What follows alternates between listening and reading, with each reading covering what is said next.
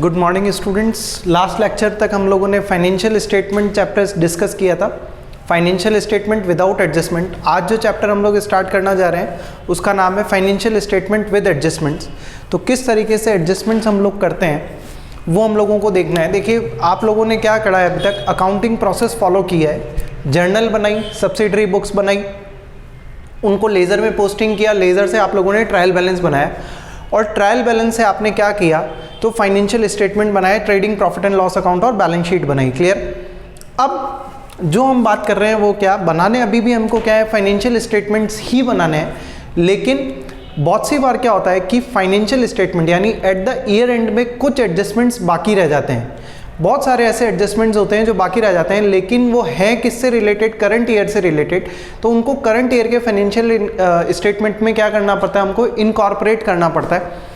और इनकॉर्पोरेट करने के लिए कुछ एडजस्टमेंट्स हम लोग सीखेंगे। तो स्टार्ट करते हैं हम लोग chapter financial statement with adjustments. तो कौन कौन से बेसिकली एडजस्टमेंट्स होते हैं उसके लिए नोट्स में भी मैंने आपको टेबल दी हुई है। अगर आप देखेंगे तो टेबल कुछ इस तरीके से बनी हुई है। एक कॉलम पर्टिकुलर्स का है, फिर trading account, profit and loss account और बैलेंस शीट।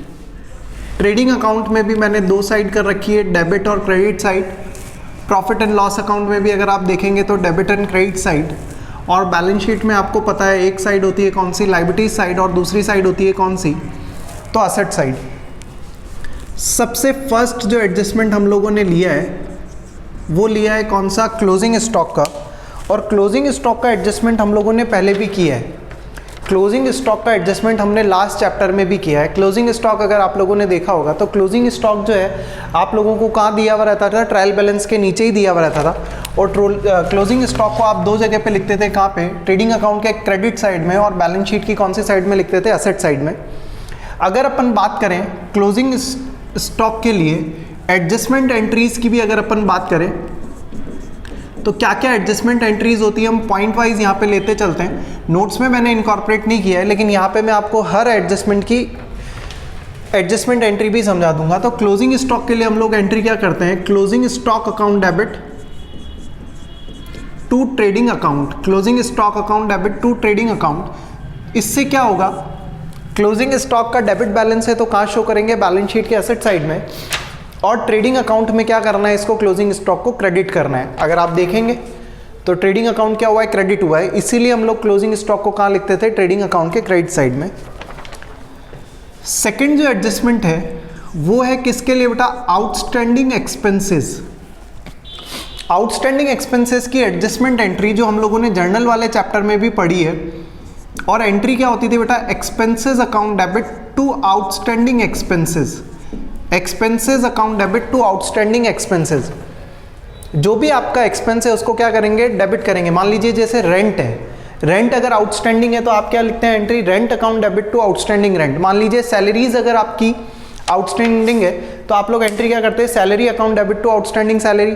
वेजेस अगर आउटस्टैंडिंग है तो एंट्री क्या करते हैं, wages account debit to outstanding wages.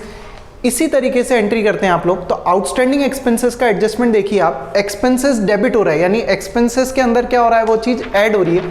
तो एक्सपेंसेस जैसे रेंट है, सैलरी है या जो भी है, उसमें क्या करेंगे आप, पीएनएल अकाउंट के डेबिट साइड में प्लस करेंगे। जैसे रेंट है तो रेंट में प्लस करेंगे, आउटस्टैंडिंग सैलरी है तो सैलरी में प्लस करेंगे। हो सकता है वेजेस भी हो, तो अगर आउटस्टैंडिंग वेजेस होगी तो क्या कर देंगे, ट्रेडिंग अकाउंट में ऐड कर देंगे उसको वेजेस में। क्लियर। पर हमने अभी एक बार एडजस्टमेंट कहाँ पे लिया है, तो पीएनएल अकाउंट में। और एट द सेम टाइम हम लोगों ने पढ़ा था क्या कि आउटस्टैंडिंग एक्सपेंसेस हमारे लिए क्या होती है बेटा, लायबिलिटी होती है। और देख लीजिए इसका कौन सा बैलेंस आ रहा है, क्रेडिट बैलेंस। तो इसलिए हम लोग इसको कहाँ शो करते हैं, बैलेंस शीट के लायबिलिटीज साइड में भी शो करते हैं। पॉइंट नंबर 3 जो आपको दिया हुआ है वो दिया हुआ है क्या, प्रीपेड एक्सपेंसेस। प्रीपेड एक्सपेंसेस के लिए भी आपने एंट्री सीखी है। क्या एंट्री करते थे आप, prepaid expenses account debit to expenses account, यही एंट्री करते थे, prepaid expenses account debit to expenses account. तो प्रीपेड एक्सपेंसेस डेबिट हो रहा है, हमारे लिए क्या है, असेट है। और एक्सपेंसेस में से इसको क्या करना है, माइनस करना है। मान लीजिए इंश्योरेंस है, एडवांस पे कर रखा है आपने, या किसी एम्प्लॉय को आपने सैलरी एडवांस पे कर रखी है, तो वो क्या हो जाएगी बेटा, यहाँ पे माइनस हो जाएगी। क्लियर है। क्यों? क्योंकि वो किससे रिलेटेड है? नेक्स्ट ईयर से रिलेटेड। आप जो प्रॉफिट एंड लॉस अकाउंट बना रहे हो वो फॉर द ईयर एंडेड, यानी उस पर्टिकुलर करंट ईयर की इनकम को उस पर्टिकुलर करंट ईयर के एक्सपेंसेस के साथ क्या करना है? आपको मैच करना है। कौन से प्रिंसिपल की वजह से? तो मैचिंग प्रिंसिपल की वजह से। उसके बाद नेक्स्ट आपको दी हुई है क्या? तो अक्रूड इनकम। अक्रूड इनकम देखिए आप, अक्रूड इनकम का क्या कंसेप्ट है? तो accrued income account debit to income account. Accrued income का मतलब क्या बेटा? Income which is earn but not receive. ऐसी इनकम जो हमने अर्न तो कर ली लेकिन अभी तक रिसीव हमको नहीं हुई है, तो income which is earn but not received क्या कहलाती है? Accrued income. तो अक्रूड इनकम डेबिट बैलेंस है, इसलिए हमारे लिए क्या है? असेट है। और क्योंकि करंट ईयर की इनकम है तो इसलिए पीएनएल अकाउंट में जो भी इनकम होगी, मान लीजिए कमीशन अक्रूड है, तो कमीशन में इसको क्या कर देंगे? अक्रूड कमीशन को और क्या कर देंगे? ऐड कर देंगे। प्रैक्टिकली क्वेश्चंस और करेंगे सॉल्व, तो और आपका कंसेप्ट क्लियर होगा। पॉइंट नंबर 5 में देखिए आप, अनअर्न इनकम। अनअर्न इनकम जिसको हम लोग एडवांस इनकम भी बोलते हैं। अनअर्न इनकम के लिए भी आप लोगों ने एंट्री सीखी है। क्या एंट्री करते थे आप? Income account debit to unearn income. Income account debit to unearn income. और ये हमारे लिए क्या होती है बेटा? तो लायबिलिटी होती है। लायबिलिटी होती है तो कहाँ शो करेंगे? बैलेंस शीट के लायबिलिटी साइड में। और क्योंकि एडवांस इनकम है नेक्स्ट ईयर के लिए, तो करंट ईयर की इनकम में से उसको क्या करना है? आपको माइनस करना है। मान लीजिए इंटरेस्ट आपको एडवांस में रिसीव हो गया, तो आप करंट ईयर का जो इंटरेस्ट आपको रिसीव हुआ है उसमें से जो जितना भी एडवांस इंटरेस्ट है उसको क्या करेंगे? माइनस करेंगे। और उस इंटरेस्ट को कहाँ शो करेंगे? बैलेंस शीट के लायबिलिटी साइड में। Point number 6, depreciation. बहुत कुछ सीखा है इसके बारे में हम लोगों ने। डेप्रीसिएशन के लिए आपको सबको एंट्री आती है क्या? Depreciation account debit to assets account. तो जो भी डेप्रीसिएशन है वो हमारे बिजनेस के लिए एक्सपेंसेस है। कहाँ शो करेंगे? पीएनएल अकाउंट के डेबिट साइड में। पीएनएल अकाउंट के डेबिट साइड में लिखेंगे। और क्या करेंगे? बैलेंस शीट में जो भी असेट्स है उसकी वैल्यू को क्या करना है? आपको कम करना है। मान लीजिए बिल्डिंग पे आपने डेप्रीसिएशन लगाया से 10,000 रुपीज़, तो पीएनएल अकाउंट के डेबिट साइड में कितना लिखेंगे? 10,000। और असेट्स में से उसकी वैल्यू को क्या कर देंगे? हम लोग माइनस कर देंगे। मान लीजिए बिल्डिंग दी हुई है 1 लाख, माइनस 10,000 का डेप्रीसिएशन लगा के बिल्डिंग की वैल्यू कितनी बचेगी? 90,000। जैसा हमने डेप्रीसिएशन चैप्टर में पढ़ा था उसी तरीके से।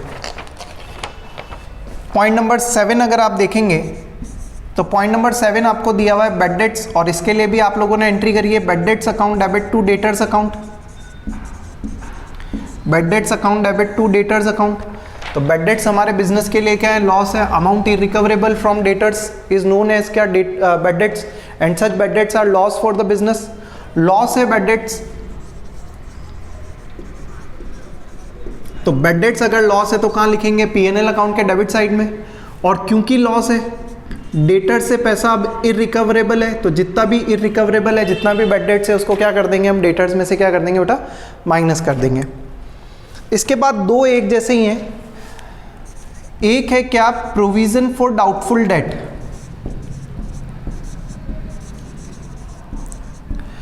जिसको हम लोग शॉर्ट में अगर मैं यहाँ पे लिखूं तो इसको पीबीडी भी बोलते हैं हम लोग। मैंने नोट्स के अंदर भी आपको लिखा है शायद, प्रोविजन फॉर डाउटफुल डेट्स, तो ब्रैकेट में करके क्या? पीबीडी बोलते हैं इसको, provision for doubtful date. Provision for doubtful date का कंसेप्ट क्यों आया देखिए आप समझना। तो हम लोगों ने चैप्टर नंबर 3 के अंदर एक प्रिंसिपल पढ़ा था जिसका नाम था प्रूडेंस प्रिंसिपल, या कंजर्वेटिज्म प्रिंसिपल भी हम लोग बोलते हैं। क्या? कि फ्यूचर में होने वाले लॉसेस के लिए हम लोग अभी से ही क्या करना स्टार्ट कर देते हैं? प्रोविजन करना स्टार्ट कर देते हैं। फ्यूचर में होने वाले लॉसेस के लिए हम अभी से ही क्या स्टार्ट कर देते हैं बेटा? प्रोविजन करना स्टार्ट कर देते हैं। तो प्रोविजन फॉर डाउटफुल डेट का मतलब क्या हुआ कि मुझे ऐसा लग रहा है कि जितने डेटर्स हैं मेरे, उसमें से कुछ यानी 2%, 5%, 1%, 10% जैसा भी, ऐसा मुझे लग रहा है कि वो फ्यूचर में मुझे पैसा नहीं देंगे, यानी फ्यूचर में बैड डेट्स होने वाला है। और प्रूडेंस प्रिंसिपल भी क्या बोलता था कि फ्यूचर में होने वाले लॉसेस के लिए हमको आज से ही क्या करना है? स्टार्ट कर देना चाहिए, प्रोविजन करना स्टार्ट कर देना चाहिए। तो प्रोविजन फॉर डाउटफुल डेट जो है वो कंजर्वेटिज्म प्रिंसिपल की वजह से हम लोग क्या बना रहे हैं? प्रोविजन बना रहे हैं। प्रोविजन जो आप बनाओगे वो कहाँ से बनाओगे? पीएनएल से बनाओगे, क्योंकि फ्यूचर का लॉस है। तो पीएनएल अकाउंट के तो क्या करना है? आपको डेबिट साइड में लिखना है, और डेटर्स में से उसको क्या करना है बेटा? तो माइनस करना है। डेटर्स में से क्या करेंगे? उसको माइनस करेंगे। क्लियर है?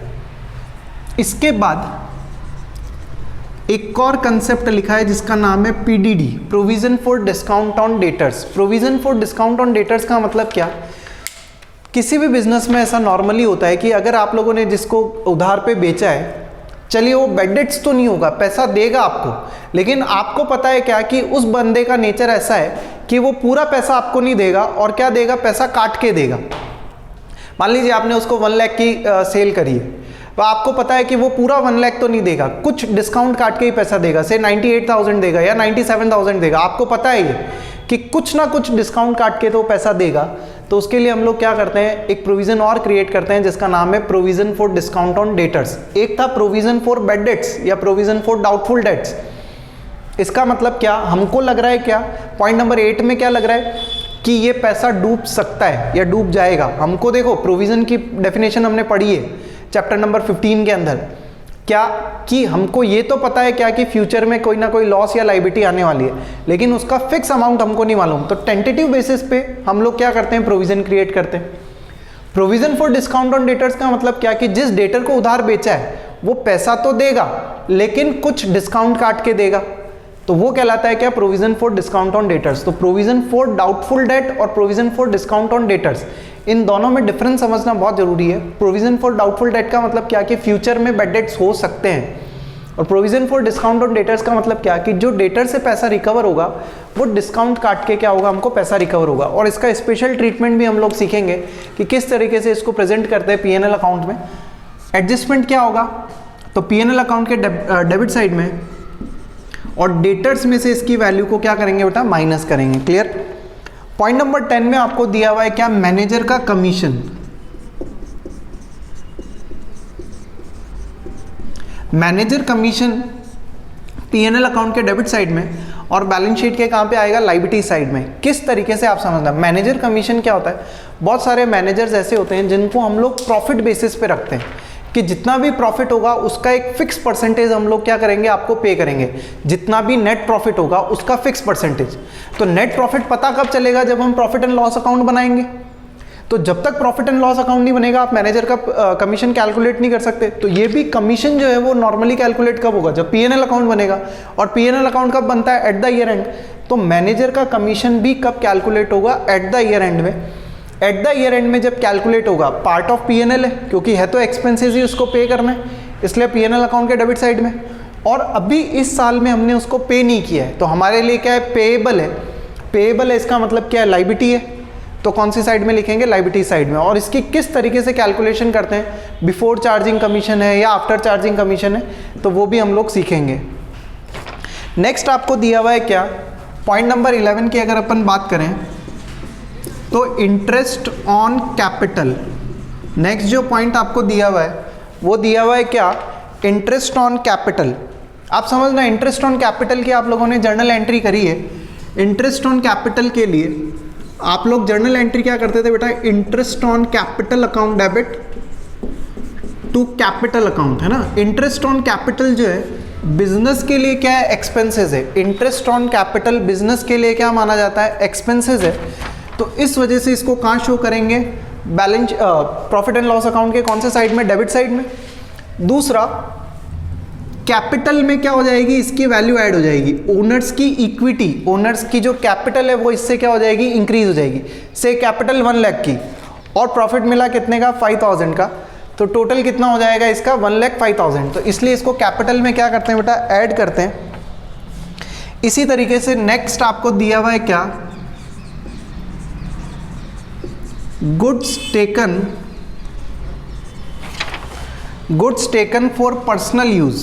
अगर आपने गुड्स को किसके लिए काम में लिया है, goods taken for personal use. अगर पर्सनल यूज के गुड्स काम में लिया है तो परचेज आप कहाँ रिकॉर्ड करते हैं। अच्छा, एंट्री की अगर मैं बात करूं एक बार आपसे, तो एंट्री आप लोग क्या करते हैं इसके लिए, एंट्री क्या करते हैं, तो drawings account debit to purchase account. इसका मतलब क्या, नॉर्मली तो परचेज हम लोग क्या करते हैं, डेबिट करते हैं। तो परचेज डेबिट करते हैं और आपने परचेज को क्रेडिट किया है, इसका मतलब परचेज का बैलेंस कम हो रहा है। तो ट्रेडिंग अकाउंट में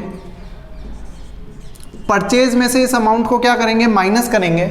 और हमारे लिए क्या है, ड्राइंग्स है। तो लास्ट चैप्टर में भी हम लोगों ने पढ़ा था ड्राइंग्स को क्या करते हैं बेटा, कैपिटल में से क्या करते हैं, माइनस करते हैं। अब देखिए ये एडजस्टमेंट सब जगह काम आएगा, हो सकता है goods taken for personal use, एक दो एडजस्टमेंट में और बनाओ इससे रिलेटेड। मान लीजिए ऐसा भी हो सकता है goods given as charity, goods given as charity या डोनेशन, तो उस केस में भी क्या होगा, परचेज में से तो क्या करेंगे हम लोग, माइनस। एंट्री क्या करते थे आप लोग, एंट्री क्या करते थे, तो चैरिटी या donation account debit to purchase account, तो परचेज में से तो वैल्यू माइनस करेंगे, और चैरिटी बिजनेस के लिए क्या है, एक्सपेंसेस है, तो पीएनएल अकाउंट के कौन से साइड में लिखेंगे, डेबिट साइड में। इसी तरीके से और भी हो सकता है, गुड्स लॉस बाय फायर अगर है तो भी क्या होगा, परचेज में से माइनस होगा, और पीएनएल अकाउंट के कौन से साइड में लिखेंगे, अपन डेबिट साइड में लिखेंगे। एक लास्ट एडजस्टमेंट्स और हमने लिखा है जिसके लिए भी आपने जर्नल में एंट्री करी है, interest on drawings. Interest on drawings के लिए अगर आप बात करें तो इंटरेस्ट ऑन ड्राइंग्स के लिए एंट्री क्या करते हैं, drawings account debit to interest on drawings account.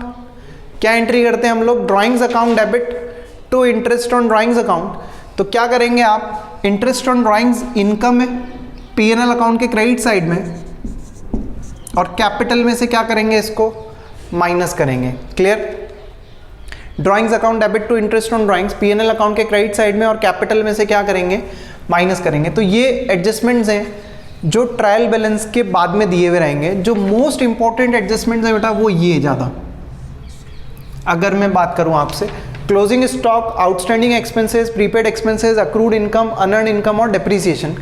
कहीं कहीं कुछ क्वेश्चंस में इनका कंबाइंड एडजस्टमेंट आता है। किनका, bad debts, provision for doubtful debts और provision for discount on debtors. एक दो क्वेश्चन में इसका कंबाइंड एडजस्टमेंट भी है, वो हम लोग सीखेंगे कि किस तरीके से हम लोगों को करना है। मैनेजर कमीशन बहुत रेयर केसेस में, इंटरेस्ट ऑन कैपिटल ये सब रेयर केसेस में आते हैं। मोस्ट ऑफ द एडजस्टमेंट्स जो बनते हैं आपके 11th स्टैंडर्ड के हिसाब से अगर मैं बात करूं तो outstanding, prepaid, accrued, unearned, closing stock तो खैर सब में मिलेगा ही आपको, और कुछ स्पेसिफिक केसेस में bad debts, further bad debts के एडजस्टमेंट्स। तो किस तरीके से करते हैं bad debts, further bad debts के एडजस्टमेंट, वो भी मैंने आपको सॉल्व करके बता रखा है स्पेशल ट्रीटमेंट के अंदर। तो वहाँ पे देखते हैं हम लोग special treatment for bad debts, notes के अंदर सब कुछ अवेलेबल है आपको। Special treatment for bad debts, provision for bad debts और provision for discount on debtors. तो बेसिकली हम लोग बनाते हैं क्या, प्रॉफिट एंड लॉस अकाउंट में ही जाता है इनका एडजस्टमेंट, और एडजस्टमेंट जाता है कहाँ पे, बैलेंस शीट के असेट साइड में डेटर्स पे।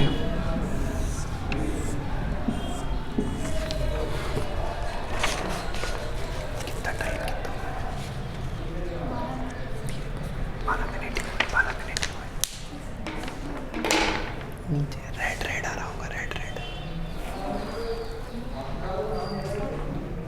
रिकॉर्डिंग रेड आ रहा है। पॉज कर, पॉज। यस, तो देखिए स्पेशल ट्रीटमेंट नॉर्मली अगर अपन बात करें बेटा बैड डेट्स ट्रायल बैलेंस के अंदर गिवन होगा तो सिंपली आप लोग कहाँ लिख देते हैं उसको, पीएनएल अकाउंट के डेबिट साइड में। लेकिन अगर यही बैड डेट्स आपको कहाँ दिया हुआ है, ट्रायल बैलेंस के नीचे एडजस्टमेंट्स के अंदर अगर दिया हुआ है, तो उसको हम लोग एक नाम दे देते हैं जिसको बोलते हैं क्या, फर्दर बैड डेट्स। क्या बोलते हैं बेटा, फर्दर बैड डेट्स। इसी तरीके से अगर मैं बात करूं पीबीडी की, प्रोविजन फॉर डाउटफुल डेट, अगर आपको ट्रायल बैलेंस में दिया हुआ है तो उसको हम लोग बोल रहे हैं अब क्या, ओल्ड पीबीडी। और नया क्रिएट करने के लिए आपको कहाँ दिया हुआ रहेगा, ट्रायल बैलेंस के नीचे यानी एडजस्टमेंट के अंदर दिया हुआ रहेगा एक फिक्स परसेंटेज, से 5% on debtors, 2% on debtors, 2.5% on debtors, 10% on debtors, whatever. तो वो गिवन जो होगा एडजस्टमेंट के अंदर उसको हम लोग बोलेंगे न्यू पीबीडी। और ट्रायल बैलेंस के अंदर जो प्रोविजन फॉर डाउटफुल डेट दिया हुआ है उसको बोलेंगे हम लोग क्या, ओल्ड पीबीडी, है ना। तो किस तरीके से एडजस्ट करते हैं, तो हम लोग पूरी एक टेबल बना लेंगे, एक आप कह सकते हैं स्टेटमेंट टाइप में, टू बैड डेट्स। और ये बैड डेट्स कौन सा वाला होगा, तो ट्रायल बैलेंस वाला, जिसको आप ओल्ड बैड डेट्स भी बोल सकते हैं।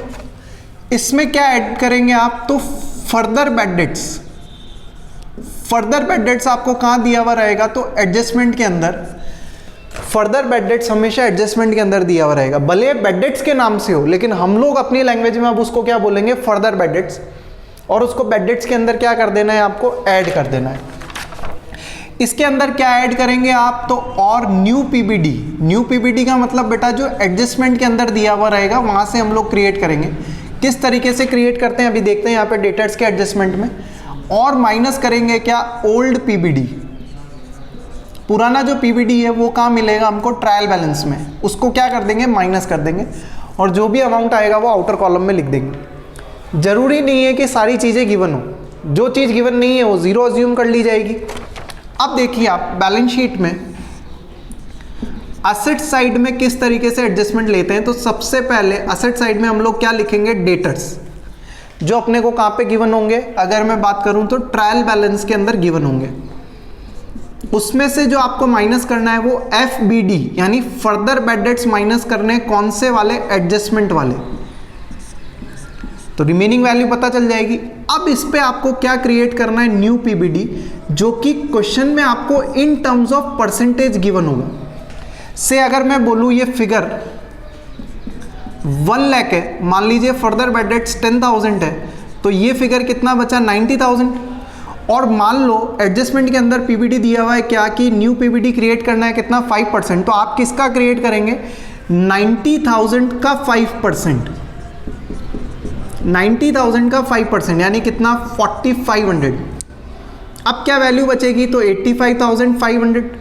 और क्वेश्चन में आपको और बोल दिया क्या, कि provision for discount on debtor भी क्रिएट करना है, से provision for discount on debtor भी क्रिएट करना है कितना, पीडीडी क्रिएट करना है कितना, तो मान लीजिए दे दिया क्वेश्चन में कितना, @10%, तो आप 10% किसका कैलकुलेट करेंगे, इस 85,500 का, यानी कितना, 8550, और फिर जो वैल्यू आएगी उसको क्या करेंगे, आउटर कॉलम में शो करेंगे। तो ये बहुत इंपॉर्टेंट है। और ये वाला जो पीडीडी है वो कहाँ शो कर देंगे, तो इसको अलग से शो कर देंगे P&L अकाउंट के डेबिट साइड में, ये जितना भी अमाउंट आ रहा है, जैसे मान लीजिए 8550, क्लियर है। तो मान लीजिए बेड डेट्स जो भी दिया हुआ है प्लस फर्दर बेड डेट्स, ये 10,000 यहाँ पे आ जाएगा। न्यू पीबीडी आपने क्रिएट करा 4,500, और ओल्ड पीबीडी जो भी ट्रायल बैलेंस के अंदर गिवन है उसको माइनस करके आउटर कॉलम में क्या कर देंगे, वैल्यू को शो कर देंगे, क्लियर। तो ये मेन एडजस्टमेंट है किसका, provision for doubtful date, bad debts, further bad debts, provision for discount on debtor. जो एग्जाम में अगर आता है तो एक साथ अगर ये तीनों चीज़ें आएंगी तो किस तरीके से सॉल्व करना है, बेटर है आप इस अंडरस्टैंडिंग से सॉल्व करें। बहुत सारे teachers provision for doubtful date का अकाउंट बना के भी सिखाते हैं, पर उसमें आप लोगों को अभी कन्फ्यूज़न रहेगा, तो बेटर है हम लोग इस तरीके से सीखें। याद करने में भी इजी है, कंसेप्चुअली भी अगर अपन बात करें तो बहुत इजी है। तो इस तरीके से अगर आप करेंगे क्वेश्चन इजी रहेगा, सॉल्व भी आप लोग इजीली कर पाएंगे। ये मैंने आपको थ्योरी नोट के अंदर दिया हुआ है। मैनेजर कमीशन का एक पॉइंट और दिया हुआ है कि बिफोर चार्जिंग मैनेजर कमीशन और आफ्टर चार्जिंग मैनेजर कमीशन, वो हम लोग जब क्वेश्चन स्टार्ट करेंगे और जहाँ पे वो क्वेश्चन आएगा मैनेजर कमीशन से रिलेटेड कि बिफोर चार्जिंग क्या होता है और आफ्टर चार्जिंग क्या होता है, तो वहाँ पे डिस्कस करेंगे। तो एक बार के लिए थ्योरी लेक्चर को यहाँ पे कंप्लीट करते हैं हम लोग। नेक्स्ट लेक्चर से इसके क्वेश्चंस मैं आपको स्टार्ट करवा दूंगा कि किस तरीके से एडजस्टमेंट्स को और इनकॉर्पोरेट करते हैं फाइनेंशियल स्टेटमेंट के अंदर, और फाइनली कैसे बैलेंस शीट बनाते हैं। क्लियर, चलिए थैंक यू सो मच बेटा, तब तक पढ़ते रहो, अपनी हेल्थ का ध्यान रखो।